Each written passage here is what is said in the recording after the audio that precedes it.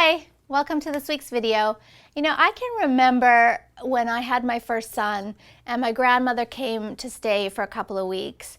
And I remember something that she said in those first few days. She said, "Ooh, you're gonna spoil that baby. You should stop carrying him around so much." And I thought that sounded strange. But a lot of people worry, are they spoiling a baby? Right? Can you spoil a baby? So I want to talk today about whether or not I believe that's true.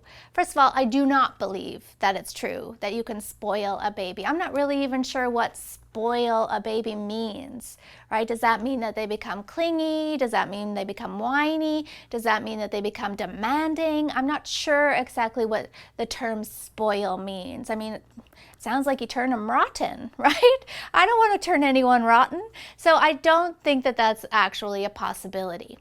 Now, can you create sleep prop associations?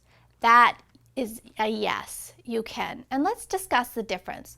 So when you bring home a newborn baby and you're holding him and you're feeding and you're cuddling and baby's sleeping with you, all of that is lovely and wonderful. And there's no danger that you're going to spoil anything. You're creating a bond, and that's really important.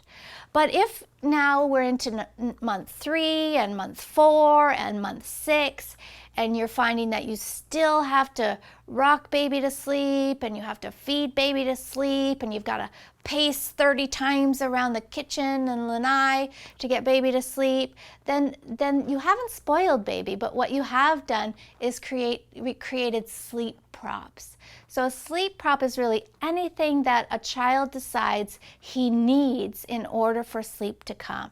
Right? We all have strategies for sleep. We all have certain positions we like to get into. We all have the same side of the bed. More often than not, we have our favorite pillow. All of these things we've incorporated helps keep our anxiety low, helps us slide into sleep a little faster and better without them. And so what happens for a lot of babies is that they form a sleep association to something externally based, like rocking or pacing or feeding or being held. And so then they start to convince themselves that that's the only way I can do this, is if I have that assistance. And so that's why people get stuck in this vicious cycle of continuing to do it, continuing, because there's no other way, and baby's not sleeping well, and neither are you, and you feel like, oh gosh, great, he's rotten now, right? We spoiled him. But the good news is that this is a fixable situation.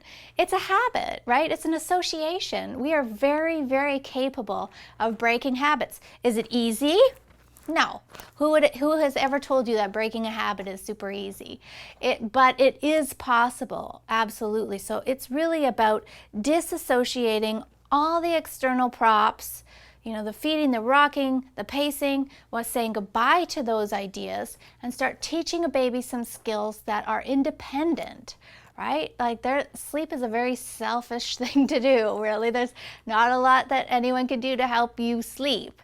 You have to really master those skills yourself. So teaching a baby, how do I fall asleep without all this extra stuff? What are the positions I need to get into? What do I do with my hands? You know, what am I going to do with my toes? Am I going to play with those for a few minutes before I fall asleep? But just giving them that opportunity. So the Sleep Sense program has a couple of different options in there for you. If you're more comfortable with a more gentle approach, that's the stay in the room method is awesome for that, or a leave and check style, whatever you decide makes sense for you personally.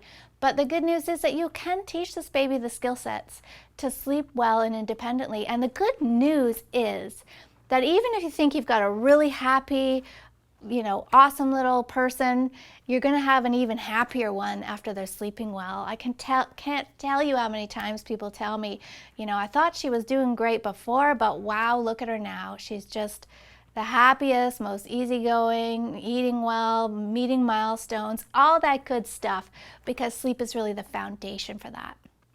Thanks so much for watching today. Sleep well.